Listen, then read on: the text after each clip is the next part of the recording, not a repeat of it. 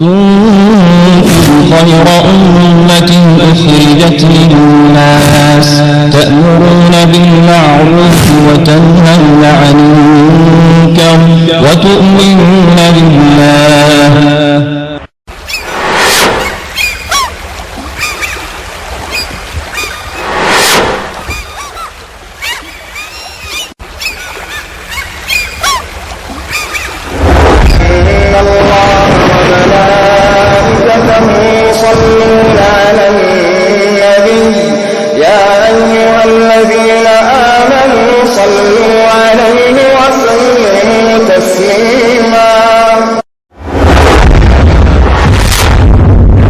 نبی کریم صلی اللہ علیہ وسلم نے جزیرہ عربیہ کے ارد گرد جو حکام تھے، جو بادشاہ تھے، انہیں 7 ہجری اور 8 ہجری کے درمیان میں نبی کریم صلی اللہ علیہ وسلم نے ان حاکموں کو خط لکھا ہے کہ نبی کریم صلی اللہ علیہ وسلم نے 22 حاکموں کو خط لکھا ہے. 1 2 نہیں، ذرا سوچیں کتنے؟ 22 حاکموں کو نبی کریم صلی اللہ علیہ وسلم نے خط لکھا ہے.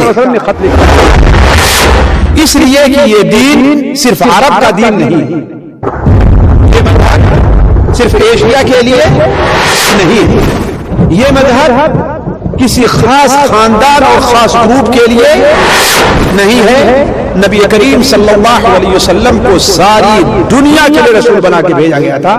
وما ارسلناک الا کافۃ للناس بشیرا ونذیرا، ہم نے آپ کو تمام لوگوں کے لیے بشیر اور نذیر بنا کے بھیجا ہے.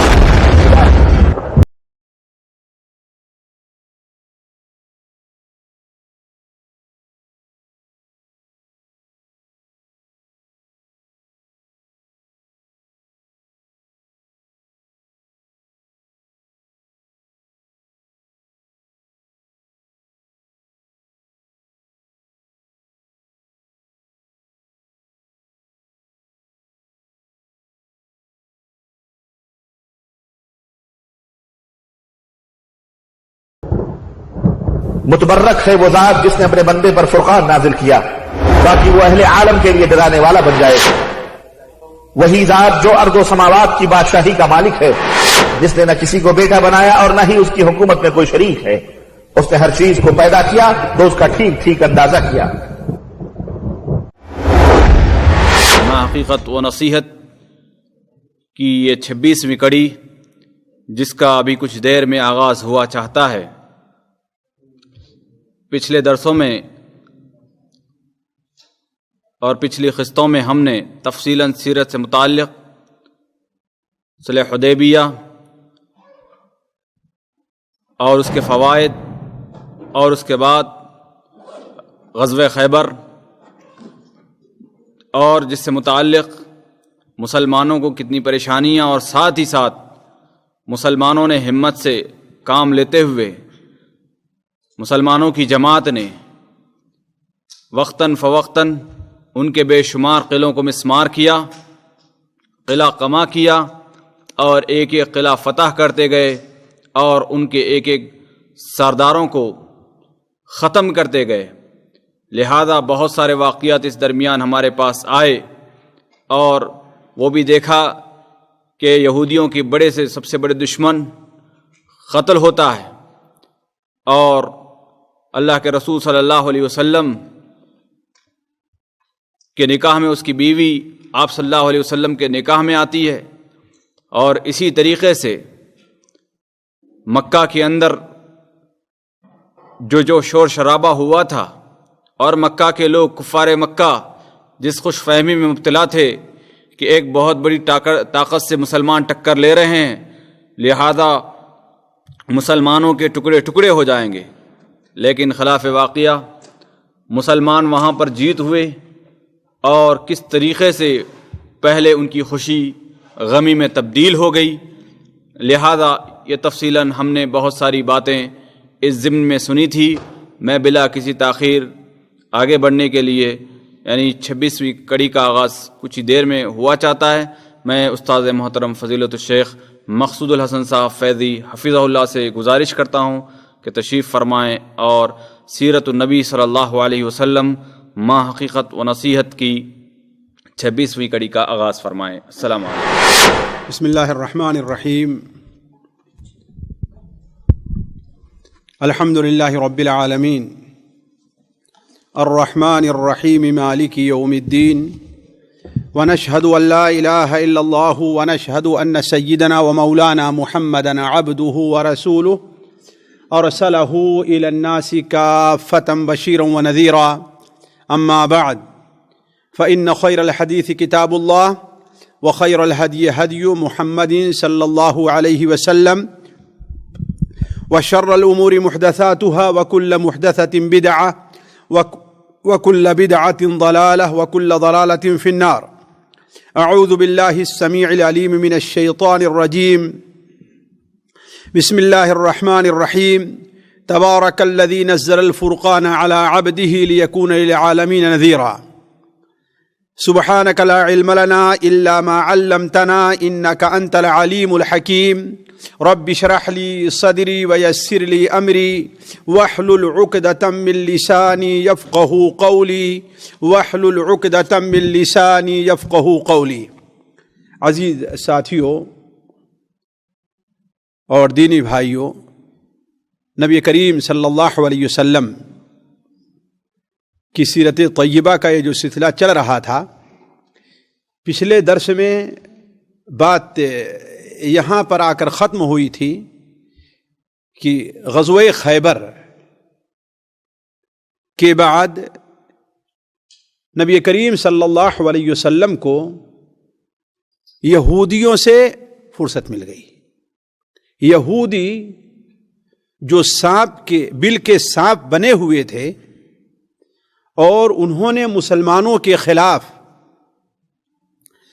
بہت سی ایسی سازشیں کی تھیں کہ یہ صرف اور صرف اللہ تبارک و تعالیٰ کا فضل و کرم تھا کہ اللہ تبارک و تعالیٰ نے مسلمانوں کو ان کے مکر سے محفوظ رکھا، ورنہ وہ تو اس تیاری سے آئے تھے اور لوگوں کو لائے تھے کہ مسلمانوں کے ایک ایک فرد کو اس دنیا میں چھوڑنا نہیں ہے.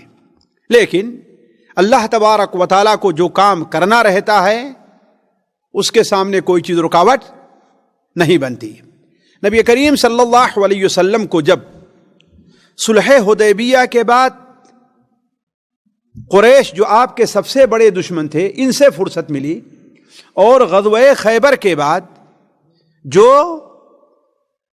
یہود دوسرے بڑے دشمن تھے ان سے فرصت ملی، تو اس کے آگے اور پیچھے نبی کریم صلی اللہ علیہ وسلم نے جزیرے عربیہ کے ارد گرد جو حکام تھے، جو بادشاہ تھے، انہیں خط لکھنا چاہا. کیوں؟ اس لیے کہ یہ دین صرف عرب کا دین نہیں ہے، یہ مذہب صرف ایشیا کے لیے نہیں ہے، یہ مذہب کسی خاص خاندان اور خاص گروپ کے لیے نہیں ہے. نبی کریم صلی اللہ علیہ وسلم کو ساری دنیا کے لیے رسول بنا کے بھیجا گیا تھا. وما ارسلناک الا کافۃ للناس بشیرا ونذیرا، ہم نے آپ کو تمام لوگوں کے لیے بشیر اور نذیر بنا کے بھیجا ہے. حتیٰ کہ ہمارے نبی صلی اللہ علیہ وسلم کی نبوت صرف انسانوں کے لیے نہیں بلکہ جنوں کے لیے بھی تھی. جنوں کو بھی آپ کے اوپر ایمان لانا واجب تھا، جیسا کہ سیرت میں گزرا ہوگا کہ بہت سے جن آئے اور آپ کے اوپر ایمان لے آئے. تو نبی کریم صلی اللہ علیہ وسلم کی دعوت کی خبر جزیرے عربیہ سے نکل کر کے باہر جو حکام تھے، جیسے ایران کے کسرا، مصر کا مقوقس اور روم کا قیصر، ادھر حبشہ کا نجاشی، ان تمام لوگوں تک اسلام کی خبر تو پہنچ چکی تھی. لیکن نبی کریم صلی اللہ علیہ وسلم نے ابھی ڈائریکٹ انہیں خطاب نہیں کیا تھا. لیکن جب آپ صلی اللہ علیہ وسلم کو یہ دو دشمنوں سے فرصت مل گئی تو آپ صلی اللہ علیہ وسلم نے انہیں بھی دعوت دینی چاہیے. تو اسی 7 ہجری اور 8 ہجری کے درمیان میں نبی کریم صلی اللہ علیہ وسلم نے ان حاکموں کو خط لکھا ہے. سیرت کی کتابوں میں تقریباً 22 خطوط کا ذکر ملتا ہے کہ نبی کریم صلی اللہ علیہ وسلم نے 22 حاکموں کو خط لکھا ہے. ایک دو نہیں، ذرا سوچیں کتنے، 22 حاکموں کو نبی کریم صلی اللہ علیہ وسلم نے خط لکھا ہے. اور اب تو بہت سے خطوط کو مغربی اور یورپی تحقیق کرنے والوں نے بھی پرانی لائبریریوں سے چھان نکالا ہے اور اس کو مانا ہے اور اس کا ثبوت پیش کیا ہے کہ ہاں یہ وہی خط ہے جسے نبی کریم صلی اللہ علیہ وسلم نے فلاں حاکم کے پاس بھیجا تھا. ہم مکمل طور پر اس کی تصدیق نہیں کرتے، لیکن ہم اس کی تکذیب بھی نہیں کرتے. ہمیں اس کی تصدیق کرنے کے لیے یہی اتنا کافی ہے کہ نبی کریم صلی اللہ علیہ وسلم نے ان لوگوں کو خط لکھا. چنانچہ صحیح مسلم شریف میں حضرت انس بن مالک کی روایت ہے کہ وہ بیان کرتے ہیں کہ اللہ کے رسول صلی اللہ علیہ وسلم نے کتب الی کسریٰ وقیصر والی النجاشی والی کل جبار یدعوہ من الاسلام اور یدعوہ من اللہ تعالی. نبی کریم صلی اللہ علیہ وسلم نے کسریٰ کو خط لکھا، قیصر کو خط لکھا، نجاشی کو خط لکھا، بلکہ یہی 3 نہیں، الی کل جبار، تمام وہ لوگ جو حاکم بنے بیٹھے تھے نبی کریم صلی اللہ علیہ وسلم نے ان کو خطاب کیا. ان میں سے 2-1 کو بطور مثال کے ہم آپ کے سامنے رکھتے ہیں. نبی کریم صلی اللہ علیہ وسلم نے جن لوگوں کو خط لکھا ان میں سے حبشہ کا بادشاہ نجاشی بھی تھا جس کا نام اصحمہ تھا. نبی کریم صلی اللہ علیہ وسلم نے ان کے پاس خط حضرت عمرو ابن امیہ الضمری رضی اللہ عنہ کو لے کر کے بھیجا. جب نجاشی کو معلوم ہوا کہ یہ نبی کریم صلی اللہ علیہ وسلم کا قاصد ہے، چونکہ پہلے ہی دعوت اس تک پہنچ چکی تھی، مسلمان وہاں جا کر کے پناہ لیے تھے، لیکن اسے اسلام لانے کے ابھی تک دعوت نہیں دی گئی تھی. جب اسے معلوم ہوا کہ میرے پاس نبی کریم صلی اللہ علیہ وسلم کا خط آیا ہوا ہے تو وہ اپنے عرش سے نیچے آیا، نبی کریم صلی اللہ علیہ وسلم کے خط مبارک کو اپنے ہاتھوں میں لیا، اپنے ہاتھوں میں لے کر کے آنکھوں پہ لگایا اور حضرت جعفر ابن ابی طالب کے نام پر ہاتھ پر مسلمان ہو گیا. اور اس کا انتقال 9 ہجری میں ہوا ہے. نبی کریم صلی اللہ علیہ وسلم نے اس کے جنازے کی نماز غائبانہ مدینہ منورہ میں پڑھی ہے، جیسا کہ اس کا ذکر صحیح بخاری اور صحیح مسلم وغیرہ کے اندر موجود ہے. ابھی اس کا ذکر آگے تھوڑا سا آئے گا، لیکن ابھی اس موقع کے مناسبت سے اسی پر اکتفا کرتے ہیں. اسی طریقے سے نبی کریم صلی اللہ علیہ وسلم نے مصر کے حاکم مقوقس، جس کا نام بتایا جاتا ہے کہ جریج ابن متہ تھا. ویسے بتا دوں اس وقت جیسے بعض حکام ہمارے یہاں وزیر اعظم سب سے بڑا مانا جاتا ہے، دوسری جگہ اس کا نام پریسیڈنٹ ہے، ہمارے یہاں راشٹرپتی کہتے ہیں. ایسے اس زمانے میں جو حاکم ہوتے تھے ان کے کچھ خاص نام ہوا کرتے تھے. مثال کے طور پر جو بادشاہ بنتا تھا حبشہ کا، اس کو نجاشی کا لقب دیا جاتا تھا. مصر کا جو بادشاہ بنتا تھا اسے مقوقس کہتے تھے. ایران کا جو بادشاہ بنتا تھا اسے کسریٰ کہا جاتا تھا، اور شام کا جو بادشاہ بنتا تھا اسے قیصر کہا جاتا تھا. تو اس طریقے سے نام بنے ہوئے تھے. تو نبی کریم صلی اللہ علیہ وسلم نے مصر کے جو بادشاہ جس کا نام جریج ابن متہ تھا اور اس کا لقب مقوقس تھا، نبی کریم صلی اللہ علیہ وسلم نے اس کے پاس بھی اپنا قاصد بھیجا. اور یہ خط حضرت حاتب ابن ابی بلتعہ رضی اللہ تعالیٰ عنہ لے کر کے گئے تھے. اس نے نبی کریم صلی اللہ علیہ وسلم کے خط کو اپنے ہاتھوں میں لیا، اس کی بڑی عزت کی، اسے ہاتھی دانت کے بنے ہوئے ڈبیے کے اندر بھر کر کے رکھ دیا. البتہ اسلام قبول نہیں کیا، اس نے اسلام قبول نہیں کیا، لیکن نبی کریم صلی اللہ علیہ وسلم کے قاصد کی عزت کی. نبی کریم صلی اللہ علیہ وسلم کے قاصد کے ذریعے کچھ قیمتی جوڑے، ایک سواری کے لیے بہترین قسم کا کھچر جسے دلدل کہا جاتا تھا وہ، اور 2 لونڈیاں اور کچھ اور سواری کے جانور بھیجے. ایک لونڈی کا نام سیری تھا اور دوسری لونڈی کا نام ماریا تھا. سیری کو نبی کریم صلی اللہ علیہ وسلم نے حضرت حسان ابن ثابت رضی اللہ عنہ کو دے دیا جو آپ کے شاعر خاص تھے، اور انہی کے بطن سے عبد الرحمن ابن حسان ابن ثابت پیدا ہوئے ہیں، اور دوسری لونڈی حضرت ماریہ رضی اللہ تعالیٰ عنہ جو تھیں، انہیں نبی کریم صلی اللہ علیہ وسلم نے اپنے لیے رکھا، اور حضرت ماریہ ہی کے بطن سے، پیٹ سے حضرت ابراہیم کی پیدائش ہوئی، جو نبی کریم صلی اللہ علیہ وسلم کے آخری اولاد تھی، اور جو بچپن ہی میں ان کا انتقال ہو گیا۔ نبی کریم صلی اللہ علیہ وسلم نے ارشاد فرمایا تھا کہ اگر یہ زندہ رہتے تو نبی ہوتے، اگر یہ زندہ رہتے تو نبی ہوتے۔ ان کے انتقال کا نبی کریم صلی اللہ علیہ وسلم کا بڑا افسوس ہوا، حتیٰ کہ یہاں آپ صلی اللہ علیہ وسلم نے رو دیا، آپ کے آنکھوں سے آنسو بہنے لگے۔ تو حضرت ابراہیم جو تھے، یہ نبی کریم صلی اللہ علیہ وسلم کی جو لونڈی جسے مقوقس نے آنکھ پاس بھیجا تھا، سیری ماریہ، انہی کے بطن سے پیدا ہوئے تھے۔ بعض روایتوں میں آتا ہے کہ نبی کریم صلی اللہ علیہ وسلم کے پاس جب یہ ہدایہ وغیرہ پہنچے اور معلوم ہوا کہ اس نے اسلام قبول نہیں کیا، تو آپ نے فرمایا لقد ضن الخبیث بملکہ، خبیث کو اپنے ملک کی فکر پڑی ہوئی ہے۔ لیکن اولاً تو اس لفظ کی سند صحیح نہیں، اور میں صحیح مانتا بھی نہیں۔ کیوں؟ اس لیے کہ نبی کریم صلی اللہ علیہ وسلم زبان کے لحاظ سے بڑے صاف گو تھے۔ آپ کسی کو برا بھلا کہنا، خبیث کہنا، یہ آپ کی عادت شریفہ نہیں تھی، لہذا یہ الفاظ جو طبقات ابن سعد میں آئے ہیں مجھے صحیح نہیں معلوم ہوتے، نہ اس کی کوئی صحیح سند ہے۔ اسی طریقے سے نبی کریم صلی اللہ علیہ وسلم نے بحرین کے حاکم منذر بن ساوا کو بھی خط لکھا، جس کا عکس آج لائبریریوں میں موجود ہے، اور یہ دیکھیں مارکیٹ میں ملتا بھی ہے۔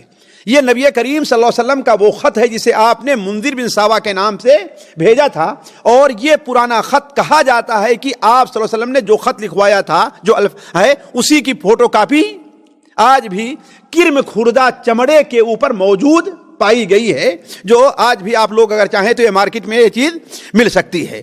تو نبی کریم صلی اللہ علیہ وسلم نے منذر بن ساوا کے پاس بھیجا، اور جسے لے کر حضرت علی حضرمی رضی اللہ تعالیٰ عنہ گئے تھے، انہوں نے آپ کے خط کی قدر کی، آپ کے قاصد کی قدر کی، اور وہ مسلمان ہو گئے۔ اس سلسلے میں آخری بات مجھے جو کہنی ہے وہ یہ ہے کہ نبی کریم صلی اللہ علیہ وسلم، بلکہ ابھی دو حاکم رہ گئے ہیں جن کا میں ذکر کرنا چاہتا ہوں۔ ہرقل قیصر روم کا جو بادشاہ قیصر تھا، اور ہرقل تھا، اور قیصر اس کا لقب تھا، نبی کریم صلی اللہ علیہ وسلم نے اسے بھی خط بھیجا، اور اس وقت دنیا کی یہ سب سے بڑی بلکہ دوسری بڑی طاقت مانی جاتی تھی، جس کی حکومت اٹلی روما سے لے کر کے بیت المقدس یعنی شام تک تھی۔ یہ سارا علاقہ اسی کے قبضے میں تھا، اور اس کی اور کسرا جو ایران کا تھا، جزیرے عربیہ کے بعد علاقے پر ان دونوں کی آپس میں لڑائی چلتی تھی، کبھی کسی علاقے پر وہ قبضہ کیا اور کبھی کسی علاقے پر وہ قبضہ کیا، جیسا کہ سورہ روم میں اللہ تعالیٰ نے اس کا ذکر کیا ہے۔ تو ابھی وہ بیان کرنے کا موقع نہیں ہے، لیکن کہنے کا مطلب کہ نبی کریم صلی اللہ علیہ وسلم نے قیصر کو بھی خط لکھا، اور یہ خط ساتھیوں چاہیے تو اسے تفصیل سے بیان کیا جائے، لیکن وقت نہیں ہے۔ صحیح بخاری شریف کی لمبی حدیثیں جو ہیں، ان میں 6 نمبر کی حدیث وہ اسی سلسلے میں ہے، اسے ترجمہ کے ساتھ آپ لوگ اٹھا کر کے پڑھ سکتے ہیں۔ 6 نمبر حدیث حضرت عبداللہ ابن عباس سے مروی ہے کہ نبی کریم صلی اللہ علیہ وسلم نے اس کے پاس ایک صحابی دحیہ کلبی رضی اللہ عنہ کو بھیجا تھا۔ دحیہ کلبی اس وقت قیصر بیت المقدس آیا ہوا تھا۔ قیصر بیت المقدس اس لیے کہ یہ اسی کے چونکہ نصرانی تھا اور انہیں قبضے میں تھا، یہاں پر آیا ہوا تھا۔ یہاں پر روایات کا اندر بڑا اختلاف ہے، لیکن ایسا لگتا ہے کہ انہیں حضرت دحیہ نے یہ خط اولاً بصرہ کے حاکم کے حوالے کیا، اس لیے کہ بصرہ بھی اس کا تابع تھا، اس کا گورنر تھا، اور اس نے حضرت دحیہ کو ان کے پاس حاضر ہونے کا موقع دیا۔ تو چونکہ اپنے وقت کا بہت بڑا حاکم تھا، لہذا اس کے سامنے لیٹر دیتے ہوئے جھجک ذرا محسوس ہوئی، تو حضرت دحیہ راضی بیان فرماتے ہیں کہ اس کے چلنے کے لیے ایک خصوصی قالین بچھایا جاتا جس پر کوئی دوسرا نہیں چل سکتا تھا۔ چنانچہ وہ کہتے ہیں میں اندر گیا اور کنارے کھڑے ہو کر کے جب اس کے آنے کا وقت ہوا تو یہ خط اسی قالین کے اوپر ہم نے رکھ دیا۔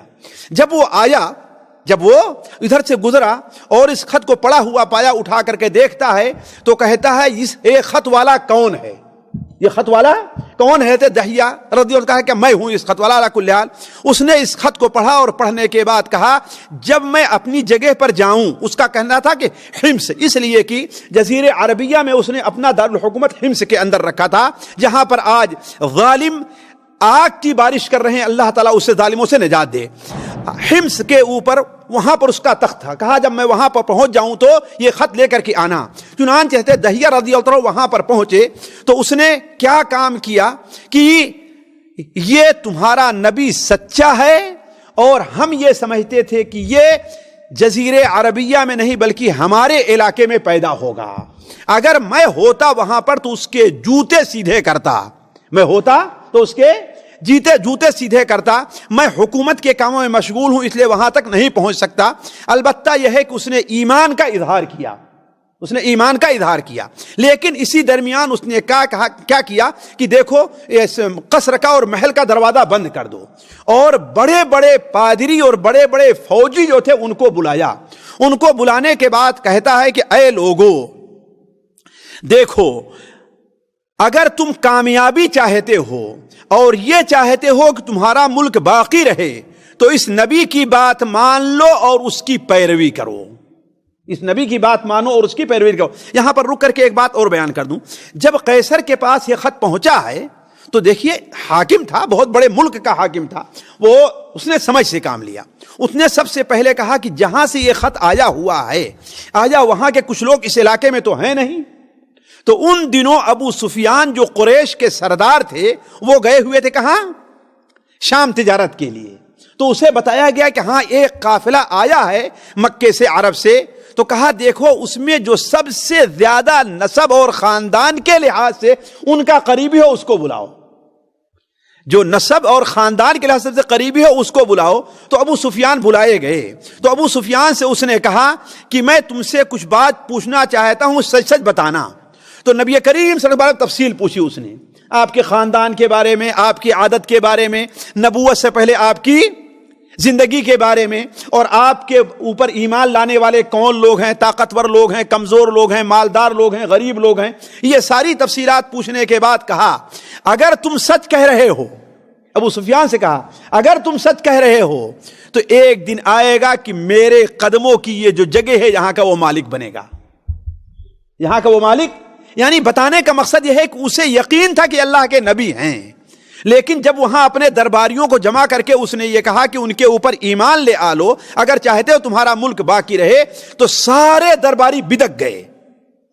بلکہ بعض روایات میں آتا ہے، کہتا ہے کہ میں عرب کے نبی پر ایمان لے آتا ہوں، تو سارے درباری بدک گئے، بلکہ فوجوں کو اشارہ کیا اور فوج نے اس کے محل کا، اس کے قصر کا احاطہ کر لیا۔ تو وہ دہیہ سے کہتا ہے کہ دیکھو نا، میں ایمان قبول کر لوں لیکن یہ لوگ مجھے زندہ نہیں چھوڑیں گے۔ اس نے کچھ دینار انہیں دیا، کہا لے جا کر کے نبی کریم صلی اللہ علیہ وسلم کو دے دینا، اور اپنے پادریوں سے کہا کہ دیکھو میں اس کے اوپر ایمان نہیں لے آیا، میں تو ابھی تمہارے ایمان اور تمہارے عقیدے کا امتحان لے رہا، تم اپنے عقیدے پر کتنے پختہ ہو، کتنے پختہ ہو، آیا تمہارا عقیدہ ایسا تو نہیں کہ معمولی سی بات پر اپنا عقیدہ بدل دو، اپنا مذہب بدل دو۔ چنانچہ یہ کہنا تھا تو سارے درباری اس کو سجدہ کرنے لگے۔ تو حضرت دہیہ رضی اللہ عنہ جب ایک خط دینار لے کر کے آئے اور پیغام لے کر کے آئے تو آپ نے کہا کہ کذب عدو اللہ، اللہ کے دشمن نے جھوٹ بولا ہے، وہ مسلمان نہیں ہوا۔ یعنی یقین تھا کہ اللہ کے نبی ہیں لیکن ملک کی وجہ سے مسلمان نہیں ہوا، اور آپ نے اس کے ان دیناروں کو قبول بھی نہیں کیا بلکہ اسے غریبوں پر تقسیم کر دیا، اسے غریبوں پر تقسیم کر دیا۔ آپ صلی اللہ علیہ وسلم کے خطوط کے سلسلے میں جو ایک اور اہم خط مانا جاتا ہے اور جو قابل عبرت ہے، اور میں چاہوں گا کہ ہمارے مسلمان بھائی اسے ذرا غور سے سنیں، یہ خط ہے کسریٰ کے پاس آپ نے بھیجا تھا، جو کہاں کا بادشاہ تھا؟ ایران کا بادشاہ تھا۔ یہ طاقت میں قیصر کا مقابلہ کرتے تھے، دونوں برابر لڑائیاں رہا کرتی تھی، کبھی یہ جیتتے تھے، بلکہ آج کی اصطلاح میں یہ اس وقت کی دو سپر پاور تھی، ایک قیصر کی اور ایک کسریٰ کی۔ نبی کریم صلی اللہ علیہ وسلم نے حضرت حذیفہ السہمی رضی اللہ تعالیٰ عنہ کے ذریعے کسریٰ کو بھی خط لکھا اور کہا کہ یہ خط تم والی بحرین کو دینا کہ وہ اس کو پہنچا دے. کیوں؟ اس لیے کہ بحرین کا جو والی تھا وہ اس کا باج گزار تھا. والی بحرین نے جب یہ خط کسریٰ کے پاس بھیجا تو کسریٰ غصے میں آ گیا، اپنی کرسی سے اٹھا اور نبی کریم صلی اللہ علیہ وسلم کے خط مبارک کو پھاڑ دیا. یہ اس کی شامت تھی، یہ اس کی شامت تھی. خط کو پھاڑ دیا اور کہا کہ میرا غلام، میرا بندہ ہو کر کے مجھے ایسے خط لکھتا ہے اور مجھ سے پہلے میں اپنا نام لکھتا ہے. اس لیے کہ آپ جو خط لکھتے تھے من محمد رسول اللہ الی فلان و فلان، محمد اللہ کے بندے اور اس کے رسول کی طرف سے یہ خط فلاں فلاں کی طرف ہے. تو اس نے کہا کہ مجھ سے پہلے اپنا نام لکھ رہا ہے، یہ کیسے ہوگا؟ چنانچہ آپ صلی اللہ علیہ وسلم نے خط مبارک کو پھاڑا اور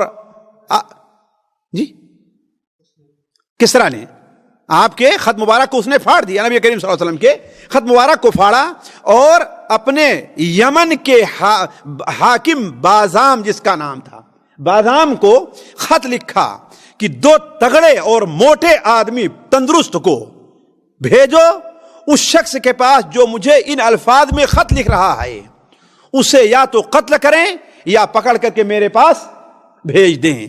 چنانچہ بازام نے اپنے خاص سیکریٹری کو اور ایک آدمی کو مدینہ منورہ بھیجا. نبی کریم صلی اللہ علیہ وسلم کو اس وقت اس خبر کی اطلاع وحی کے ذریعے ہو گئی تھی. آپ نے کہا کہ اس نے میرے خط کو پھاڑ دیا ہے، مزق اللہ ملکہ، اللہ تبارک و تعالی اس کے ملک کو تباہ اور برباد کر دے. چنانچہ ہوا کیا، جب وہ دونوں قاصد نبی کریم صلی اللہ علیہ وسلم کی خدمت میں پہنچتے ہیں، آپ مسجد میں تشریف فرما تھے. ان کی موچھیں بڑی بڑی، جیسے دیکھتے ہیں ہمارے ہاں کچھ لوگ موچھیں بڑی بڑی رکھتے ہیں، ایسے بڑی بڑی موچھیں ہیں اور داڑھی ان کی بالکل صاف ہے. آپ نے فرمایا کہ تمہیں اس کا حکم کس نے دیا ہے؟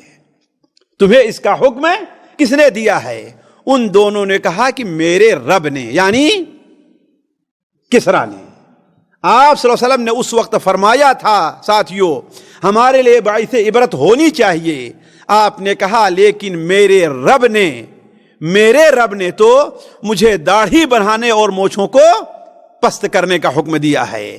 آپ نے سے جب ان لوگوں نے کہا کہ ایسا کسریٰ نے ہمیں اس لیے بھیجا ہے، آیا آپ ہمارے ساتھ چلتے ہیں یا کہ وہ فوج آپ کی طرف بھیجے گا اور آپ جانتے ہیں پھر اس کا انجام کیا ہونے والا ہے. نبی کریم صلی اللہ علیہ وسلم مسکرائے اور کہا ایسا کرو کہ کل میرے پاس آنا. کل جب وہ نبی کریم صلی اللہ علیہ وسلم کی خدمت میں حاضر ہوتے ہیں تو نبی کریم صلی اللہ علیہ وسلم نے کہا کہ جا کر کے اپنے حاکم سے کہہ دو، یعنی بازام سے، کہ اللہ تبارک و تعالی نے تمہارے رب کو، تمہارے بڑے بادشاہ کو قتل کر دیا ہے. تم تک خبر نہیں پہنچی ہے لیکن مجھے خبر ملی ہے وحی کے ذریعے کہ اسے قتل کر دیا ہے. اور ابھی سے 7 گھنٹہ پہلے، ابھی سے وقت بتا دیا آپ نے، ابھی اس وقت سے 7 گھنٹہ پہلے اس کے بیٹے شیرویا نے اسے قتل کر دیا اور خود حکومت کرنے لگا ہے. تو آپ صلی اللہ علیہ وسلم کے خط کو پھاڑا اس نے، تو آپ نے کیا فرمایا تھا کہ مزق اللہ ملکہ، اللہ تعالیٰ اس کے ملک کو تباہ اور برباد کر دے، پھاڑ دے. سے اس نے میرے خط کی بے حرمتی کی ہے، اللہ اس کے ملک کی. اور دیکھیں کہ چند ہی دن گزرے تھے کہ اس کا بھی خاتمہ ہو گیا. وہ دونوں یہاں سے گئے اور جا کر کے بازام کو جو ایک خبر دی اور بازام نے پتہ لگوایا تو معلوم ہوا کہ نبی کریم صلی اللہ علیہ وسلم نے جو وقت بتایا تھا بالکل اسی وقت اس کا قتل ہوا تھا. لہذا بازام اگرچہ کسریٰ کے تابع تھا لیکن وہ نبی کریم صلی اللہ علیہ وسلم کے ہاتھ پر مسلمان ہو گیا. آپ کا اس نے کلمہ پڑھ لیا اور اس کے بیٹے بھی مسلمان ہو گئے. کیوں؟ اس لیے کہ نبی کریم صلی اللہ علیہ وسلم کی صداقت اس کے سامنے واضح ہو گئی۔ ساتھیو، یہ وہ باتیں تھیں کہ نبی کریم صلی اللہ علیہ وسلم نے اس وقت کے حکام کو خط لکھا، اور باقی جو خطوط لکھے اس کا ذکر میں آپ کے سامنے نہیں کرتا۔ البتہ آگے بڑھنے سے پہلے یہ دیکھیں کہ اس درمیان میں یہ نہیں کہ خیبر فتح ہو گیا تو مسلمانوں کو جنگ وغیرہ سے فرصت مل گئی تھی، نہیں، ابھی جزیرے عربیہ میں بھی بعض بدوی قبائل ایسے تھے جو اپنی ضد کے اوپر اڑے ہوئے تھے، اور وہ حکومتیں جو جزیرے عربیہ سے ملی ہوئی تھی اور جزیرے عربیہ کے کچھ جگہوں پر، کچھ علاقے پر قبضہ کر لیا تھا، جیسے روم اور فارس کی، یہ بھی مسلمانوں کے لیے مستقل خطرہ بنے ہوئے تھے۔ لہذا آگے کا جو مرحلہ آتا ہے وہ اسی سے متعلق ہے۔ چنانچہ نبی کریم صلی اللہ علیہ وسلم کو معلوم ہوا کہ بنو فزارہ کے لوگ یہ نبی کریم صلی اللہ علیہ وسلم کے خلاف ایک پروگرام اور آپ کے قتل کا پروگرام بنا رہے ہیں۔ اور ہوا بھی ایسا کہ زید ابن حارثہ رضی اللہ تعالیٰ عنہ، جو نبی کریم صلی اللہ علیہ وسلم کے پیارے تھے، بڑے عزیز تھے، ایک وقت تھا کہ آپ نے انہیں اپنا بیٹا بنا لیا تھا۔ وہ زید ابن حارثہ نہیں بلکہ زید ابن محمد کہے جاتے تھے، لیکن اللہ تبارک و تعالیٰ نے جب سورہ الاحزاب نازل فرمائی اور لے پالک اور منہ بولا بیٹا بنانے کی رسم کو ختم کر دیا، اور بدقسمتی سے آج یہ رسم ہمارے یہاں لوٹ آئی ہے اور پائی جا رہی ہے، جبکہ شرعی طور پر یہ قطعاً ناجائز اور حرام ہے۔ شرعی طور پر قطعاً ہمارے ہندوستان اور پاکستان کے بعض علاقے میں یہ بدعت بڑی تیزی کے ساتھ پھیل رہی ہے کہ لوگ اگر سال 2 سال 6 مہینے سال اولاد نہیں ہوئی تو کسی کو اپنا بیٹا اور بیٹی بنا لیتے ہیں۔ یہ قطعاً جائز نہیں ہے۔ ما جعل اللہ ادعیاءکم ابناءکم، اللہ تعالیٰ نے تمہارے ان بچوں کو جن کو تم نے اپنا بیٹا بنا لیا ان کو تمہارا بیٹا نہیں بنایا ہے۔ تو یہ رسم اللہ تعالیٰ نے ختم کر دی سورہ احزاب کے نازل ہونے کے بعد، تو اس وقت سے انہیں زید ابن محمد نہیں بلکہ پھر زید ابن حارثہ کہا جانے لگا۔ تو یہ زید ابن حارثہ رضی اللہ تعالیٰ عنہ تجارتی سامان لے کر کے کچھ علاقے میں جا رہے تھے، تو بنو فزارہ کے کچھ نالائقوں نے، ڈاکوؤں نے مسلمانوں کو قتل کیا، حتیٰ کہ زید ابن حارثہ کو اس قدر مارے کہ انہیں مردہ چھوڑ کر کے گئے، لیکن اللہ تعالیٰ کرنا یہ کہ وہ زندہ رہ گئے، ان کو شفا مل گئی۔ تو اللہ کے رسول صلی اللہ علیہ وسلم نے ان کے سرکوبی کے لیے زید ابن حارثہ کو کچھ لوگوں کو لے کر کے بھیجا۔ زید ابن حارثہ بیان فرماتے ہیں کہ ہمارے حضرت سلمہ ابن اکوع بیان فرماتے ہیں کہ میں بھی اس جنگ میں شریک تھا۔ ہوا یہ کہ صبح کو ان کے علاقے میں ہم پہنچے ہیں اور انتظار کرتے، شام کو پہنچے ہیں اور وہاں پر ٹھہر گئے۔ صبح جب فجر کا وقت ہوا تو صبح بھور ہی میں ہم نے ان کے اوپر حملہ کر دیا اور ان کو ادھر ادھر تتر بتر کر دیا۔ ایک عجیب واقعہ اس میں یہ پیش آیا، کہتے سلمہ ابن اکوع کہتے ہیں کہ ہم نے دیکھا کہ کچھ عورتیں اور بچے، اس لیے جب سارا معاملہ تتر بتر ہو گیا تو عورتیں اور بچے اور طرف بھاگی، جو فوجی لوگ تھے اور طرف بھاگے اور جو جانور تھے وہ اور کسی طرف گئے، تو کچھ عورتیں اور بچے بھاگ کر کے ایک پہاڑ پر چڑھنا چاہتے ہیں۔ ہم نے کہا کہ ان کا راستہ روکنا چاہیے، چنانچہ جس طرف جا رہے تھے ادھر ہم نے تیر پھینکا۔ اب جب دیکھا کہ سامنے تیر گر رہا ہے تو عورت اور بچے اپنی جگہ پر کھڑے ہو گئے، اور میں آگے بڑھ کر کے ان کو ہکا کر کے لایا کس کے پاس؟ حضرت زید ابن حارثہ کے پاس۔ اس میں وہ ایک عورت بھی تھی جو اس سے پہلے جو حادثات پیش آئے تھے اس نے بڑا کردار ادا کیا تھا۔ اس کی ایک لونڈی تھی جو بڑی خوبصورت تھی، تو حضرت زید ابن حارثہ نے وہ لونڈی حضرت سلمہ ابن اکوع کے حوالے کر دی۔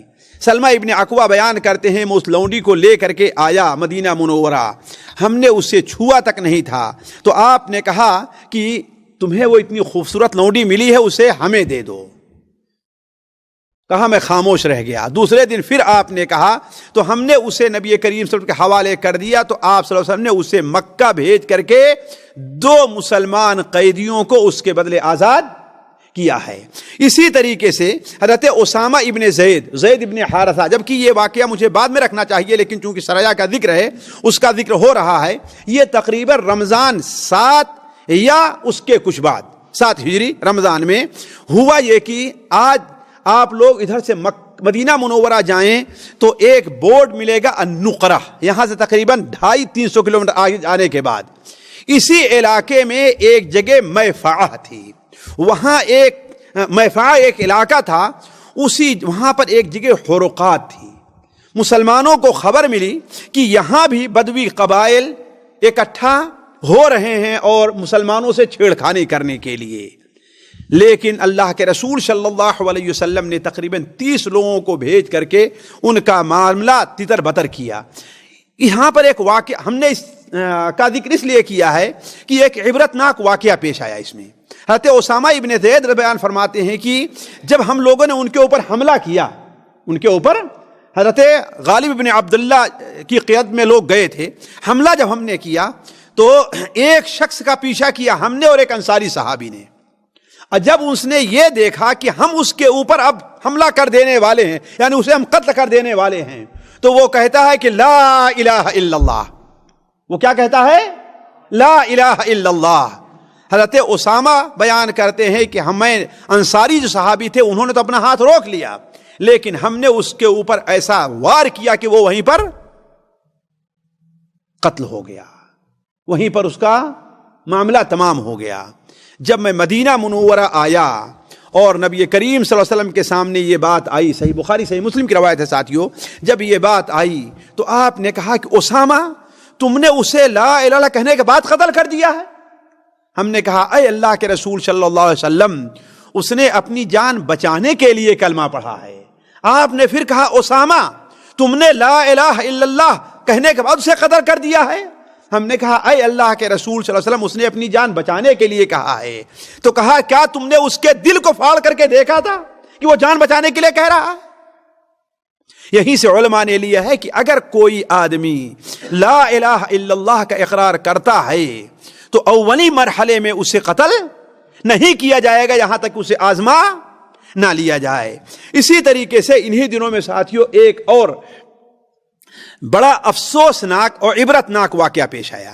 صحیح بخاری اور صحیح مسلم میں اس کا ذکر ہے کہ نبی کریم صلی اللہ علیہ وسلم کو معلوم ہوا نہیں بلکہ آپ کے پاس قبیلے عقل اور عرینہ، صحیح بخاری شریف میں اس کا ذکر ہے، لوگ تقریباً 6-7 تھے، یہ آئے اور مدینہ منورہ میں مسلمان ہوئے۔ اور ظاہر بات جو لوگ باہر کے علاقے کے مسلمان ہوتے تھے وہ مدینہ منورہ میں ہجرت کر کے آ جایا کرتے تھے، لیکن چونکہ وہ باہر کے رہنے والے تھے اور مدینہ منورہ کی آب و ہوا ابھی تک اس میں وبائی جراثیم موجود تھے، لہذا انہیں وبائی بیماری لاحق ہو گئی اور وہ بیمار ہو گئے، یہاں تک کہ ان کے پیٹ پھول گئے۔ تو انہوں نے کہا اے اللہ کے رسول، ہم لوگ دیہاتی آدمی ہیں، کھلی ہوا میں رہنے والے ہیں، آپ ہمیں کہیں باہر کے علاقے میں رہنے کی اجازت دے دیئے۔ تو آپ صلی اللہ علیہ وسلم نے کہا کہ ٹھیک ہے، جہاں صدقہ کے جانور یا مسلمانوں کے اونٹ وغیرہ چر رہے ہیں جاؤ وہیں پہ رہنا، اونٹوں کا دودھ اور پیشاب پینا، اونٹوں کا دودھ اور پیشاب۔ ساتھیوں عصر حاضر میں بھی طبی نقطۂ نظر سے یہ تحقیق سامنے آئی ہے کہ بعض وبائی، خصوصاً اس علاقے میں جو وبائی بیماریاں پیدا ہوتی ہیں ان کے لیے اونٹ کا پیشاب بڑی مفید چیز ہے۔ جی ہاں، اونٹ کا پیشاب، بلکہ اس پر مکمل تحقیق ہوئی ہے اور یہ ثابت ہوا ہے کہ بعض وبائی، کیوں؟ اس لیے کہ دیکھیے اصل یہ ہے کہ خالص احادیث نبوی کی نظر میں جو جانور جن کا گوشت کھایا جاتا ہے ان کا پیشاب اور پیخانہ ناپاک نہیں ہے۔ جو جانور جن کا گوشت کھایا جاتا ہے ان کا پیشاب اور پیخانہ ناپاک نہیں ہے، لیکن کسی چیز کے ناپاک ہونے کے معنی اسے کھایا ہی جائے، یہ کوئی ضروری نہیں۔ مٹی ناپاک لیکن اسے کھائی جائے گی، لکڑی ناپاک اسے کھائی جائے گی، ہے نا؟ لیکن نبی کریم صلی اللہ علیہ وسلم جس چیز کے بارے میں بتا دیں کہ وہ علاج ہے، اور یہ صحیح بخاری اور مسلم کی حدیث ہے، جس چیز کے بارے میں بتا دیں کہ وہ علاج ہے، ظاہر بات اس بارے میں شک کرنے کی گنجائش نہیں رہتی، یہ آپ پر ایمان کا تقاضا ہے۔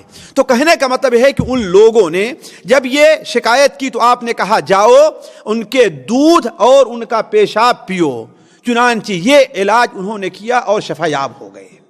جب شفا یاب ہو گئے تو انہوں نے شرارت کی. کیا شرارت کی؟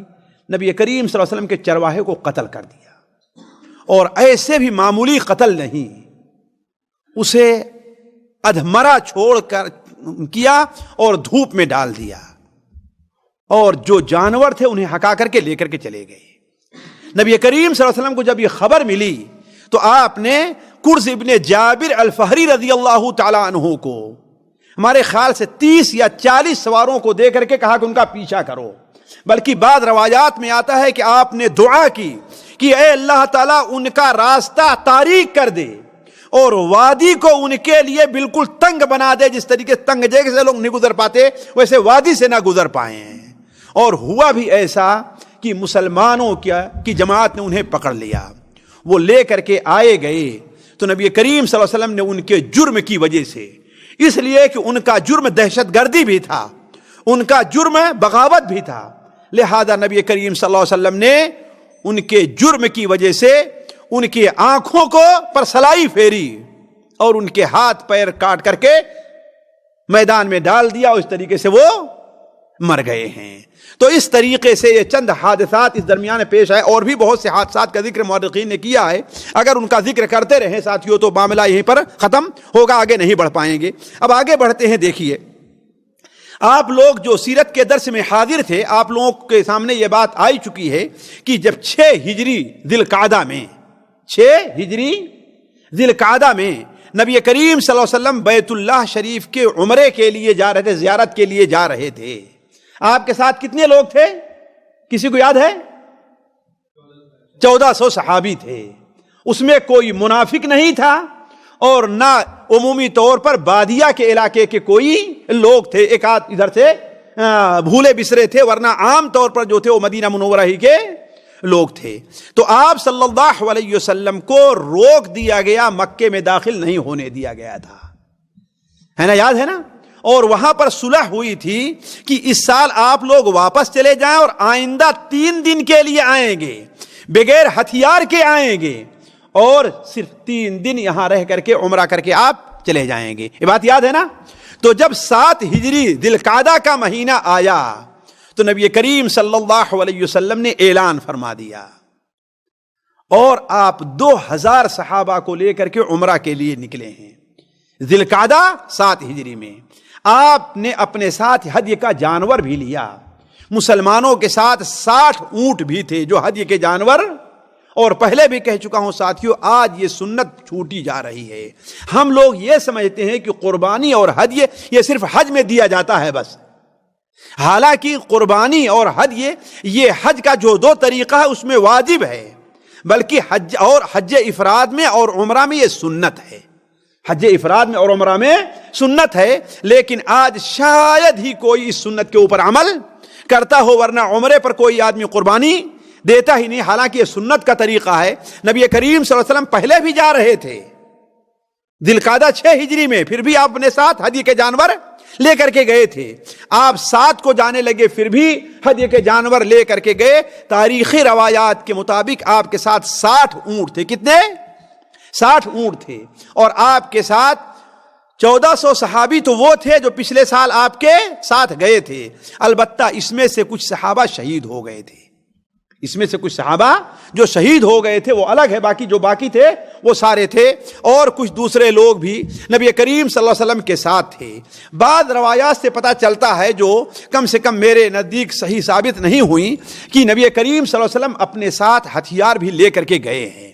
حالانکہ شرط کیا تھی کہ ہتھیار لے کر کے نہیں آئیں گے, لیکن بطور احتیاط کہ آپ ہتھیار لیے, اور مکہ مکرمہ سے 12 کلومیٹر پہلے یاجج نامی یا یاجج نامی جگہ پر انہیں رکھ دیا. مکے میں ہتھیار لے کر کے آپ داخل نہیں ہوئے, مکے میں آپ کے ساتھ وہی ہتھیار آپ لے کر داخل ہوئے جو ایک مسافر لے کر کے, یعنی تلوار میان میں ڈال کر کے چلتا ہے. چنانچہ آپ صلی اللہ علیہ وسلم مکہ مکرمہ پہنچے, صحابہ کرام آپ کے ساتھ تھے. حضرت عبداللہ ابن رواحہ رضی اللہ تعالیٰ عنہ آپ کے آگے آگے, اور یہ شعر پڑھتے چل رہے تھے, خلو بنی الکفار عن سبیلی خلو فکل الخیر فی سبیلی. اے کافرو ان کا راستہ چھوڑ دو, اے کافرو ان کا راستہ چھوڑو کہ ہر قسم کی خیر اور بھلائی ان کی اتباع میں ہے. اور ایک لمبی سی نظم پڑھتے جا رہے تھے اور وہ آگے بڑھتے جا رہے تھے آپ صلی اللہ علیہ وسلم. بلکہ بعض روایات میں حضرت عمر نے منع بھی کیا حضرت عبداللہ ابن رواحہ کو، لیکن آپ صلی اللہ علیہ وسلم نے کہا کہ اے عمر یہ جو کچھ کہہ رہے ہیں کہنے دو، ان کے شعر کافروں پر تلوار کی مار سے بھی زیادہ اثر کر رہے ہیں، یعنی ان کو اس سے زیادہ تکلیف ہو رہی ہے. علی کل حال نبی کریم صلی اللہ علیہ وسلم 2000 صحابہ کے ساتھ مکہ مکرمہ میں داخل ہوتے ہیں. آپ سیدھے تشریف لے گئے اور بیت اللہ شریف کا طواف کیا. بیت اللہ شریف کا طواف کیا. احرام کہاں باندھا تھا آپ نے ساتھیوں؟ جی میں بھول گیا کرنے کو. کہاں احرام باندھا آپ نے؟ ارے بھائی ذوالحلیفہ میں احرام باندھیں گے نا، جسے آج ابیار ایلی کہتے ہیں، جسے آج ابیار، وہاں پر احرام باندھا اور اپنے ساتھ قربانی کے جانور لیے اور لبیک پڑھتے ہوئے آپ چلے. تو مکے میں داخل ہوئے تو سب سے پہلے آپ صلی اللہ علیہ وسلم خانہ کعبہ وہاں تشریف لے گئے، اس کا 7 بار طواف کیا. طواف کرنے کے بعد آپ صلی اللہ علیہ وسلم صفا اور مروہ پر آئے. البتہ صحابہ کرام نے اتنا احتیاط ضرور رکھا تھا کہ نبی کریم صلی اللہ علیہ وسلم کو اپنے گھیرے میں لیا ہوا تھا. کیوں؟ خطرہ تھا کہ بدماش لوگ آپ کے اوپر کہیں حملہ نہ کر دیں. خصوصاً جن وقت آپ صلی اللہ علیہ وسلم صفا اور مروہ کی سعی کر رہے تھے، صفا اور مروہ کی سعی کر، تو اس وقت نبی کریم صلی اللہ علیہ وسلم کا خصوصی اہتمام، جیسا کہ صحیح بخاری شریف میں حضرت عبداللہ ابن ابی اوفا رضی اللہ عنہ کی روایت ہے کہ اس کا خصوصی اہتمام کیا. نبی کریم صلی اللہ علیہ وسلم جب عمرے سے فارغ ہو گئے تو 3 دن تک وہاں ٹھہرے رہے. 3 دن تک ٹھہرنے کے بعد کافروں کا وفد آتا ہے اور کہتا ہے کہ حضرت علی سے کہ اپنے ساتھی سے کہو یہاں سے چلے جائیں. کافروں کو نبی کریم صلی اللہ علیہ وسلم کا دیکھنا گوارا نہیں تھا، نبی کریم گوارا نہیں تھا، لہذا وہ لوگ چھوڑ کر کے خانہ کعبہ یا اس کے ارد گرد جو لوگ تھے چلے گئے تھے وہ جبل قعقاع، جسے آج جبل ہندی کہتے ہیں، جبل ہندی کہتے ہیں. اور آج اس کا بہت حصہ اگر آپ جاننا چاہیں وہ کہاں ہے تو خانہ کعبہ کا باب المروہ جو ہے، باب المروہ سے نکلیں تو سامنے یہ اونچی جگہ جسے آج توڑ کر برابر کر دیا جا رہا ہے، یہی جبل قعقاع ہے اور اس طرف سے بڑھتے ہوئے مروہ تک آتا ہے. مروہ جبل قعقاع کا ایک حصہ ہے، جبل قعقاع کا ایک حصہ ہے جسے شامیہ کا علاقہ کہا جاتا رہا ہے. تو کہنے کا مطلب یہ ہے کہ نبی کریم صلی اللہ علیہ وسلم کی خبریں سن کر کے وہ لوگ وہاں سے چلے گئے تھے. آپ صلی اللہ علیہ وسلم 3 دن تک وہاں رہ کر کے باہر نکل آئے. اس سلسلے میں ساتھیوں اس عمرے سے متعلق 2-3 باتیں قابل ذکر ہیں. پہلی بات تو یہ ہے کہ جب نبی کریم صلی اللہ علیہ وسلم مر الظہران تک پہنچے، مدینہ مکہ مکرمہ سے 22 کلومیٹر دور، تو صحابہ کرام وہاں پر ٹھہرے تو کہا اے اللہ کے رسول صلی اللہ علیہ وسلم اگر آپ اجازت دیں تو ہم یہاں پر اپنے اونٹوں کو ذبح کریں اور اچھی طریقے سے کھا کر کے، تاکہ ہمارے اوپر سفر کے آثار ظاہر، اس لیے کہ ساتھیوں اس وقت سفر میں آدمی اتنا کھانا نہیں لے سکتا تھا جیسے آج کل چلتا ہے نا، اس وقت معمولی چیزیں. تو سفر اگر 1 دن کا بھی آدمی سفر کرے تو ہم نے اپنے بچپن میں دیکھا ہے کہ آدمی تھکا مادہ لگتا تھا. آدمی چہ جائے کہ 1 ہفتے کا سفر ہے تو کیسے تھکے مادے نہیں لگیں گے. تو صحابہ کرام نے کہا اے اللہ کے رسول اگر آپ اجازت دیں تو ہم بعض اونٹوں کو ذبح کر کے یہاں اچھی طریقے سے پکنک منائیں، ہے نا، جشن منا لیں، کھا لیں، تاکہ ہم جب باہر چلیں ان کے سامنے تو معلوم ہو کہ ہم تندرست ہیں، ہمارے اندر کوئی کمزوری نہیں ہے. آپ نے کہا کہ نہیں، سواری کے جانوروں کو نہ ذبح کرو، ایسا کرو کہ تم میں سے جس کے پاس جو کھانے کی چیز ہے لے آؤ. چنانچہ صحابہ کرام نے کھانے کی چیز کو جمع کیا. نبی کریم صلی اللہ علیہ وسلم نے اس پر برکت کی دعا کی اور اس کے بعد فرمایا کہ جس کو جو کچھ لینا ہے اس میں سے لے لے. تو صحابہ کرام پیٹ بھر کر کے کھائے اور اپنے پورے توشے دان کو انہوں نے بھر لیا. اس طریقے سے آپ صلی اللہ علیہ وسلم نے انہیں اس سے روک دیا. دوسری چیز جو قابل ذکر ہے، مدینہ منورہ کی آب و ہوا مشہور تھی کہ یہاں وبائی جگہ ہے. اس سے پہلے بھی میں ذکر کر چکا ہوں، اس سے پہلے سیرت میں. کیوں؟ اس لیے کہ مدینہ منورہ اولاً چاروں طرف سے یا 3 طرف سے کالے پتھروں سے گھری ہوئی تھی اور مدینہ منورہ میں وادیاں بہت تھیں، وادیاں بہت تھیں. ان وادیوں میں جو پانی رہتا تھا، جمع ہوتا تھا، تو پرانے ہونے کی وجہ سے اس کے اندر جانتے ہیں کیڑے مکوڑے اور جراثیم پیدا ہو جاتے تھے، اور چونکہ وادی تھی درختوں کے پتے آ کر کے اس میں گرے تھے، بدبو پیدا ہو جاتی تھی۔ اور دوسری بات یہ ہے کہ مدینہ منورہ میں کھیتی ہوا کرتی تھی، تو اس کی وجہ سے مدینہ منورہ کی آب و ہوا جو تھی وہ صحت کے لحاظ سے بہت ہی بری تھی۔ حضرت جیسے صحیح بخاری سے حضرت عائشہ کی روایت ہے، آپ نے دعا کی، آپ کی دعا کی برکت سے اللہ تعالیٰ نے اس وبا کو دوسری طرف ڈال دیا ہے۔ تو مکہ کے جو قریش تھے وہ کہا کرتے تھے کہ یہ کیا گھر کا طواف کریں گے، وَحَنَتْهُمْ حُمَّا یثرب، یثرب کے بخار نے انہیں توڑ کر کے رکھ دیا ہے۔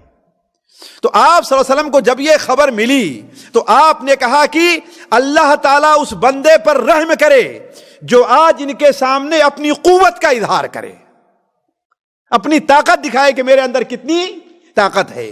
تو چونکہ یہ لوگ جبل کوعکان پر بیٹھتے تھے، جبل کوعکان آج جہاں پر حطیم ہے نا، وہ جو علاقہ ہے اس طرف تھے، اور اس طرف جہاں پر حجر اسود ہے اور رکن یمانی، اس طرف کے علاقہ ادھر سے نظر نہیں آتا تھا، ادھر سے نظر نہیں آتا تھا۔ تو آپ صلی اللہ علیہ وسلم نے وہاں پر دو سنتیں ایجاد کی ہیں۔ ایک سنت تو اضطباع کی ہے۔ اضطباع کسے کہتے ہیں؟ یعنی اپنی احرام کی چادر کو یہاں سے ڈال کر کے یہ اس پر کرے۔ یہ سنت طواف کی ہے۔ آج ہمارے یہاں جو لوگ احرام باندھ کر کے ہی اپنا ایسا کر لیتے ہیں، یہ غلط ہے، یہ سنت کے خلاف بلکہ بدعت ہے۔ یہ کب کرنا چاہیے؟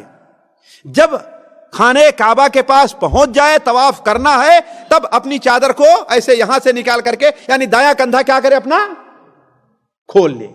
جو لوگ پہلے ہی سے احرام باندھتے ہی ایسا کرتے ہیں، اسی حال میں نماز پڑھتے ہیں، غلط ہے۔ خطرہ ہے کہ ان کی نماز میں خلل واقع ہوتا ہے۔ کیوں؟ اس لیے کہ کندھے کا ڈھکنا نماز میں واجب ہے۔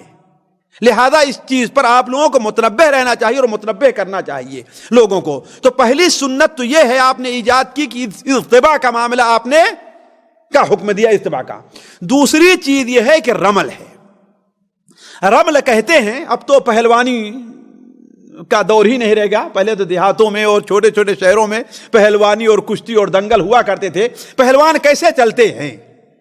وہ پہلوان جب میدان میں آنا رہتا ہے تو اپنے دونوں کندھوں کو اوپر کر کے اسے حرکت دیتے ہیں، ہے نا، اور یہ نہیں کہ دوڑ کر کے آ رہے ہیں، وہ ہلکی چال دوڑ کر کے اپنا دن کی چال، یعنی چھوٹے چھوٹے قدم اٹھا کر کے اپنے کندھوں کو ہلاتے ہوئے، اسے عربی زبان میں رمل کہتے ہیں۔ عربی زبان میں رمل کہتے ہیں۔ اس کا مطلب یہ ہوتا ہے کہ ہاں پہلوان اور ہم طاقتور ہیں۔ تو آپ صلی اللہ علیہ وسلم نے کفار کو دکھانے کے لیے یہ دو سنت اس وقت ایجاد کی تھی، پہلی اضطباع کی اور دوسری رمل کی۔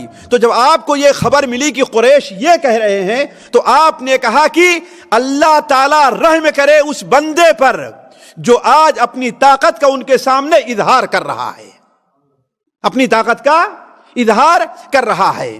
تو مسلمان کرتے کیا تھے کہ حجر اسود کو یہاں پر بوسہ دیا ہے نا، اور اس طریقے سے یہاں دوڑتے ہوئے آتے تھے، اس زاویے پر بھی اور اس زاویے پر، یہاں بھی، اس لیے کہ یہاں جو لوگ بیٹھے یہاں بھی دکھ رہا ہے، یہاں دکھ رہا ہے۔ اور جب یہاں رکن یمانی پر پہنچتے تھے تو اس درمیان میں دوڑتے نہیں تھے۔ کیوں؟ اس لیے کہ اس درمیان میں وہ دکھائی نہیں دے رہے ہیں۔ تو یہاں سے لے کر کے یہاں تک، حجر اسود سے لے کر کے رکن یمانی تک آپ صلی اللہ علیہ وسلم نے رمل کیا ہے۔ کیوں؟ صرف کافروں کو دکھانے کے لیے۔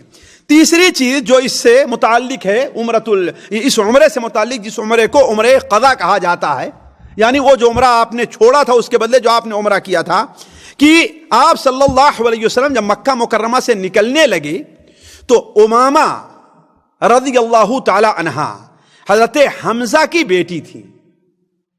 کس کی؟ حضرت حمزہ کی بیٹی تھی۔ حضرت حمزہ کب شہید ہوئے تھے؟ جی، غزوہ احد میں۔ یہ بیٹی تھی اور بھاگتے ہوئے یا امی یا امی یا امی، اے چچا اے چچا مجھے بھی لے کر کے چلیے، بھاگتے ہوئے نکل آئیں۔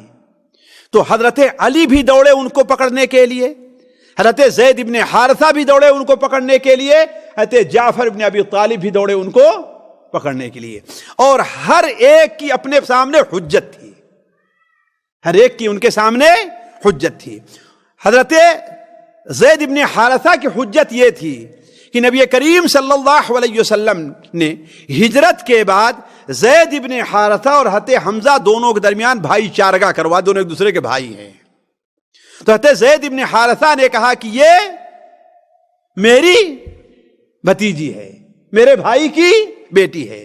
حضرت علی رضی اللہ عنہ نے کہا، کیا کہا کہ نہیں، میں اس کا زیادہ حقدار ہوں، میں اس کا زیادہ حقدار ہوں. وہ کیسے؟ اولاً تو مجھے یہ شرف حاصل ہے جو تم میں کسی کو حاصل نہیں ہے کہ نبی کریم صلی اللہ علیہ وسلم کی بیٹی میرے عقد میں ہے، اور دوسرے یہ ہے کہ جعفر میرے حمزہ میرے چچا ہیں. یہ میری چچیزاد کیا ہے؟ میری چچیزاد بہن ہے، چچیزاد بہن ہے. اور حضرت جعفر نے کیا کہا؟ حضرت جعفر نے کہا کہ یہ میرے چچا کی بیٹی ہونے کے ساتھ ساتھ میں زیادہ حقدار اس کا اس لیے ہوں کہ اس کی خالہ میرے عقد میں ہے، اس کی خالہ میرے عقد میں ہے. اور جانتے ہیں خالہ کو، جی جعفر نہیں، حضرت حمزہ کے بھتیجے تھے. حمزہ ابن عبد المطلب ہے، جعفر ابن ابی طالب ابن عبد المطلب ہے، حضرت حمزہ کے بھتیجے تھے. تو آپ صلی اللہ علیہ وسلم نے انہوں نے کیا کہا کہ میری بیوی ان کی خالہ ہیں اور خالہ ماں کے بعد زیادہ حق رکھتی ہے. نبی کریم صلی اللہ علیہ وسلم فیصلہ کیا فرمایا؟ حضرت علی سے کہا کہ ٹھیک ہے، تم میرے ایسے ہو. حضرت زید سے کہا انت مولانا وکذا وکذا، اور اسے حضرت جعفر کے حوالے کر دیا. کیوں؟ اس لیے کہ خالہ بمنزلت الام ہے نا. اسی لیے علماء کہتے ہیں بچے کی پرورش کی حقدار پھوپھی سے زیادہ خالہ ہوتی ہے، پھوپھی سے زیادہ. حالانکہ دونوں طرف سے پھوپھی باپ کی قریبی ہے اور خالہ ماں کی قریبی ہے، تو چونکہ ماں زیادہ حقدار ہوتی ہے بچے کی پرورش کی باپ کے مقابل میں، لہذا ماں کا جس کے ساتھ قریبی رشتہ ہے وہی زیادہ حقدار ہے. تو آپ نے اسے کس کے حوالے کیا؟ حضرت جعفر رضی اللہ تعالیٰ عنہ کی. اس سلسلے میں آخری بات غزوہ اللہ وقت گزرتا جا رہا ہے عمرۃ القضاء سے متعلق نبی کریم صلی اللہ علیہ وسلم کی ایک زوجہ محترمہ حضرت میمونہ بنت حارث الہلالیہ ہیں. یہ آپ سے پہلے ایک صحابی ابو رحم کے عقد میں تھیں، ان کا انتقال ہو گیا تھا اور وہ بھی مسلمان تھے. جب ان کا انتقال ہو گیا تو یہ اپنی بہن کے پاس رہتی تھیں، اور ان کی بہن حضرت عباس کی بیوی تھی ام الفضل رضی اللہ تعالی عنہا. ام الفضل رضی اللہ تعالی عنہا ان کے پاس رہتی تھیں. حضرت عباس نے نبی کریم صلی اللہ علیہ وسلم کو پیغام بھیجا تھا کہ اے اللہ کے رسول، یہ بھی مسلمان ہیں، ان کے شوہر مسلمان تھے، ان کا انتقال ہو گیا، آپ ان سے شادی کر لیجئے، آپ ان سے شادی کر لیجئے. اور انہوں نے جب حضرت عباس نے جب ان سے کہا تو کہا کہ میں اپنا معاملہ آپ کے حوالے کرتی ہوں. نبی کریم صلی اللہ علیہ وسلم نے اپنے سے پہلے آگے حضرت جعفر بن طالب کو بھیجا تھا کہ جا کر کے حضرت میمونہ کو شادی کا پیغام دے دینا. تو چونکہ آپ مکے میں جب آئے تو 3 دن کی مہلت تھی، یہ درمیان حالت احرام میں تھے، حالت احرام میں پہلے دن تھے، حالت احرام میں شادی اور نکاح نہیں ہو سکتا. حالت احرام میں شادی اور نکاح اس لیے کہ آپ نے کہا کہ محرم نہ نکاح کرے اپنا اور نہ کسی دوسرے کا نکاح کرے، محرم نہ شادی کا پیغام دے سکتا اور کچھ بھی نہیں. اور 2 جو دن تھے وہ ظاہر بات ہے وہاں پر کچھ مسلمان تھے پہلے ہوئے، ان میں معاملات میں گزر گئے.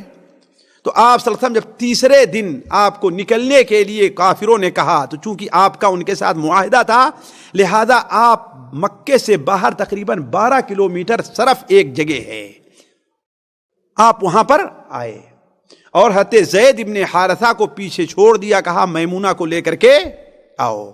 وہیں پر ان کی شادی ہوئی حضرت میمونہ کی. حضرت میمونہ نبی کریم صلی اللہ علیہ وسلم کی آخری بیوی ہیں، ان کے بعد آپ نے کسی سے شادی نہیں کی ہے. آخری بیوی ہیں, آپ نے ان کے بعد کسی سے شادی نہیں کی. لیکن حضرت میمونہ رضی اللہ تعالی عنہا اس میں کوئی شک نہیں, بڑی نیک اور صالح تھیں. حضرت عائشہ بیان فرماتی ہیں کان اتقانا واوصلنا للرحم, ہم میں سب سے زیادہ متقی اور اپنے خاندان کا سدا لحاظ کرنے والی تھی. نبی کریم صلی اللہ علیہ وسلم نے فرمایا کہ حارث کی بیٹیاں مومن ہیں. حارث کی بیٹیاں یعنی ام الفضل ہیں, اور یہ ہیں حضرت اس طریقے سے حضرت خالد بن ولید کی جو والدہ تھی, ساری اپنی کیا تھیں آپس میں بہنیں تھیں, یہ مومن ہیں. تو نبی کریم صلی اللہ علیہ وسلم نے ان سے شادی کی, اور وہاں پر وقت زیادہ نہیں رہا, میں آج ایک غزوہ موتا کو بھی ذکر کر دینا چاہتا تھا, لیکن چلیے اگلی مجلس میں. البتہ یہاں پر ایک چیز اور قابل ذکر ہے, اس لیے کہ آج جو ہے درس شروع ہونے میں تاخیر ہو گئی تھی. مجھے اپنا نہیں لیکن آپ لوگوں کا مسئلہ ہے. مسلمانوں کو ان دنوں میں 7 ہجری اور 7 ہجری اور 8 میں بہت بڑی کامیابی ایک ملی کہ قریش کے بڑے بڑے بہادر اور پہلوان جو تھے وہ مسلمان ہو گئے. یہ صلح حدیبیہ کے بعد بڑی طاقت مسلمانوں کو حاصل ہوئی. جیسے حضرت خالد بن ولید, ان کا نام کون نہیں جانتا؟ حضرت عمرو بن عاص رضی اللہ تعالیٰ عنہ, ان کا نام کون نہیں جانتا؟ عثمان بن طلحہ جو خانہ کعبہ کی چابی جن کے ہاتھ میں تھی, خانہ کعبہ کی چابی, یہ تینوں 7 ہجری کے آخر یا 8 ہجری کے شروع میں مسلمان ہوئے. اور حضرت عمرو بن عاص رضی اللہ تعالی عنہ کے اسلام لانے کا واقعہ عجیب اور دلچسپ ہے, عجیب ہے اور دلچسپ ہے.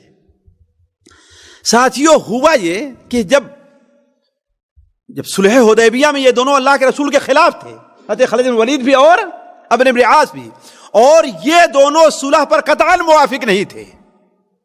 یہ دونوں لڑائی چاہتے تھے. کیا چاہتے تھے؟ لڑائی. لیکن ان کے بڑے بڑے سردار تھے کہ صلح کر لیا. تو اب جب دیکھا کہ صلح ہو گئی اور صلح کے بعد مسلمانوں کو چاروں طرف کامیابی ہی ملتے جا رہی ہے, خیبر فتح ہو گیا ہے, جتنے بدوی قبائل نجد کے علاقے تھے وہ سر ہو گئے ہیں, لہذا حضرت یہ لوگ بھی کچھ سوچنے پر مجبور ہوئے. تو حضرت عمرو بن عاص نے کیا کہا کہ بدلہ لینے کے لیے کیا کیا, کہا کہ اب یہاں تو ہم کچھ بدلہ نہیں لے سکتے, البتہ جو مسلمان حبشہ میں ہیں ہم ان سے جا کر کے بدلہ لیتے ہیں. انہی دنوں نبی کریم صلی اللہ علیہ وسلم نے عمرو بن امیہ الضمری, جن کا ذکر پہلے آیا ہے, اپنا خط لے کر کے بھیجا تھا. اور خط لے کر بھیجنے کے بعد یہ بھی بھیجا تھا کہ وہاں پر ایک صحابیہ تھی, ہے نا, ام حبیبہ, جن کے شوہر کا انتقال ہو گیا تھا, ہے نا, ان سے شادی کے بھی پیغام بھیجا تھا. عبداللہ ابن جحش جن کا انتقال ہو گیا تھا. تو ہوا یہ کہ عمرو بن امیہ, حضرت عمرو بن عاص کہتے ہیں کہ میں یہاں سے کچھ چمڑے لیے خوبصورت, اور مکے کے لوگ جب حبشہ جایا کرتے تھے چمڑے کی تجارت کیا کرتے تھے, تو اچھے قسم کے چمڑے نجاشی کو بطور تحفہ اور ہدیہ کے دینے کے لیے ہم لے کر کے چلے. اور نجاشی سے ہمارے پرانے تعلقات تھے. تو کہا کہ میں حبشہ گیا, اور جب نجاشی کے پاس داخل ہونے کی اجازت چاہی تو نجاشی دور ہی سے مجھے دیکھ کر کے اپنے عرش سے نیچے آیا اور مجھ سے معانقہ کیا, بغل گیر ہوا مجھ سے. اس کے بعد کہتا, اے قریشی, ہمارے لیے ہدیہ کیا لے آئے ہو؟ تو کہا میں اور خوش ہوا کہ میرا بڑا اچھا استقبال کر رہا ہے, مجھے بدلہ لینے کا موقع مل جائے گا. تو ہوا یہ کہ ہم نے کہا کہ آپ کے لیے میں چمڑے لے کر کے آیا ہوں, مکے سے چمڑے لے کر کے آیا ہوں. چنانچہ اسے ہدیہ دیا تو بڑا خوش ہوا, اور باتوں میں ہم نے اس سے کہا کہ ہمارا ایک دشمن آپ کے پاس آیا ہوا ہے, کاش کہ آپ مجھے اجازت دیتے میں اسے قتل کر دیتا. ساتھیو قصہ بڑا لمبا ہے, بلکہ یہ پوری مجلس چاہتا ہے گھنٹے 1.5 گھنٹے, لیکن میں اختصار کے ساتھ جو ضروری چیزیں ہیں بیان کرتا ہوں آپ سامنے. اگر آپ اجازت دیتے تو میں اسے قتل کر دیتا. کہا قتل کر دو گے؟ وہ کون ہے؟ تو کہا ابھی آپ کو جو لیٹر دے کر کے گیا ہے. کہا میرا اتنا کہنا تھا کہ جیسے وہ غصے سے آگ بگولا ہو گیا, اور اتنے زور سے اپنے دونوں ہاتھوں کو پیٹا کہ اس کی ناک پر لگا، ایسا لگا کہ اس کی ناک ٹوٹ جائے گی۔ کہا کہ مجھے بڑی شرمندگی ہو اور بڑا خطرہ لاحق ہوا۔ کہا کہ تو اس کے بارے میں کہہ رہا ہے جس کے پاس وہ فرشتہ آتا ہے جو حضرت موسیٰ عیسیٰ کے پاس آیا کرتا تھا، تو اس کے بارے میں کہہ رہا ہے اسے قتل کرنے کے لیے؟ اگر اسے ہم نے قتل کر لیا دنیا میں رہوں گا کہاں میں؟ کہا اس کا یہ کہنا تھا کہ ہم نے کہا کہ ارے کہیں ایسا تو نہیں ہے کہ جو مذہب وہ لے کر کے آئے ہیں وہ سچا مذہب ہے؟ تو ہم نے کہا کہ مجھے موقع دیجئے۔ چنانچہ واپس گیا اور دوسرے دن اجازت لے کر کے اس کے پاس آیا تو ہم نے کہا کہ ہاتھ پھیلائیے، میں آپ کے ہاتھ پر مسلمان ہوتا ہوں۔ اسی لیے ساتھیوں ایک یہاں پر لطیفہ بیان کرتے ہیں کہ وہ کون سے صحابی ہیں جو ایک تابعی کے ہاتھ پر مسلمان ہوئے اور بڑے عظیم صحابہ میں ہیں۔ وہ کون سے صحابی ہیں جو تابعی کے نام پر، اس لیے کہ نجاشی کیا ہے؟ تابعی ہے۔ صحابی کو دیکھا، اللہ کے رسول کو نہیں دیکھا، تو تابعی ہوا نا۔ اور صحابی کس کے ہاتھ پر مسلمان ہو رہے ہیں؟ تابعی کے ہاتھ پر۔ کہا وہاں مسلمان ہوا اور وہاں سے اب میں ارادے سے نکلا کہ چلتا ہوں کہاں؟ مدینہ منورہ۔ کہا حبشہ سے ظاہر بات جو جہاد آیا کرتا تھا وہ جدہ سے اور جنوب کی جانب، جدہ اور ینبو ہے نا، اس کے درمیان میں ایک جگہ تھی جہاں پر اصل بندرگاہ اس وقت تھی، وہاں پر اترا اور وہاں سے آ کر کے میں برکے غماد تک پہنچا تھا تو میں کیا دیکھتا ہوں کہ یہاں پر خالد بن ولید اور عثمان بن طلحہ بھی موجود ہیں۔ خالد بن ولید اور عثمان بن طلحہ۔ اب میں اپنے دل کی بات سوچوں، ان سے ظاہر کروں کہ ہمارے خلاف نہ ہو، لیکن انہیں پوچھ لیا کہ عمر کہاں جانے کا ارادہ ہے؟ تو عمر نے کہا رضی اللہ تعالیٰ عنہ نے کہ آخر اب حقائق واضح ہوتے جا رہے ہیں، ہم لوگ اس نبی کے خلاف کب تک رہیں گے؟ کب تک اس کی مخالفت کریں گے؟ دیکھ نہیں رہے ہو؟ حضرت خالد بن ولید کہتے ہیں میں بھی تو اسی ارادے سے نکلا ہوں چل کر کے مسلمان ہو جاؤں۔ حضرت عثمان بن طلحہ نے کہا کہ میں بھی تو اس ارادے سے نکلا ہوں چل کر کے مسلمان ہو جاؤں۔ چنانچہ تینوں وہاں سے نکلتے ہیں، سیدھے آتے ہیں کس کے پاس؟ نبی کریم صلی اللہ علیہ وسلم کے پاس تشریف لاتے ہیں اور مدینہ منورہ داخل ہونے سے پہلے وادی عقیق کے پاس ٹھہر گئے، لیکن نبی کریم صلی اللہ علیہ وسلم کو اس کی اطلاع مل گئی تھی۔ وہاں سے صبح کے وقت کپڑے بدلے اور جب نبی کریم صلی اللہ علیہ وسلم کی خدمت میں حاضر ہوئے تو نبی کریم صلی اللہ علیہ وسلم اور مسلمانوں کو ان تینوں کے مسلمان ہونے سے بڑی خوشی لاحق ہوئی۔ اتنا خوشی لاحق ہوئی کیوں؟ اس لیے کہ یہ دونوں صرف عام مسلمان ہی نہیں تھے بلکہ ان کے مسلمان ہونے کی وجہ سے قریش کی طاقت ٹوٹ گئی تھی۔ اب قریش میں اب فوج کی قیادت کرنے والے جوانوں میں کم رہ گئے تھے، جو لوگ تھے وہ بوڑھے، اور جوانوں میں جو فوج کی اصل قیادت کر سکیں وہ کم رہ گئے تھے۔ اسی لیے تو آپ جانتے ہیں کہ سیرت کے اندر بھی اور سیرت کے نبی کے وفات کے بعد بھی ان دونوں صحابیوں کا اسلامی جہاد میں بڑا کردار رہا ہے، حضرت خالد بن ولید کا بھی اور عمرو بن عاص کا بھی۔ مصر کو کس نے فتح کیا ہے؟ عمرو بن عاص نے۔ شام اور اس علاقے کو کس نے فتح کیا ہے؟ حضرت خالد بن ولید نے۔ تو ان دونوں کا بڑا کردار ہے، ان دونوں کے مسلمان ہونے کی وجہ سے مسلمانوں کو تو بڑی خوشی ہوئی ہے، لیکن مکہ کے جو قریش تھے ان کی کمر ٹوٹ گئی۔ اسی لیے عمرو بن عاص بیان کرتے ہیں ما عدل بی رسول اللہ صلی اللہ علیہ وسلم بخالد احدا فی حربہ منذ اسلمنا۔ جب سے ہم اسلام قبول کیے ہیں اللہ کے رسول صلی اللہ علیہ وسلم نے میرے اور خالد بن ولید کے برابر کسی اور کو نہیں رکھا ہے آپ نے۔ اور آپ جانتے ہیں خالد بن ولید سے متعلق اللہ کے رسول نے کیا بیان فرمایا تھا؟ خالد بن ولید سیف من سیوف اللہ، اللہ کی تلواروں میں سے ایک تلوار ہے، صلہ اللہ علی المشرکین، اللہ تعالی مشرکوں پر اسے مسلط کیا ہے۔ اور عمرو بن عاص کے بارے میں آپ نے کیا فرمایا تھا؟ اسلم الناس وآمن عمرو بن العاص، لوگ مسلمان ہوئے اور عمرو ابن عاص مومن ہو کر کے یعنی حقیقی مسلمان ہو کر کے آئے ہیں.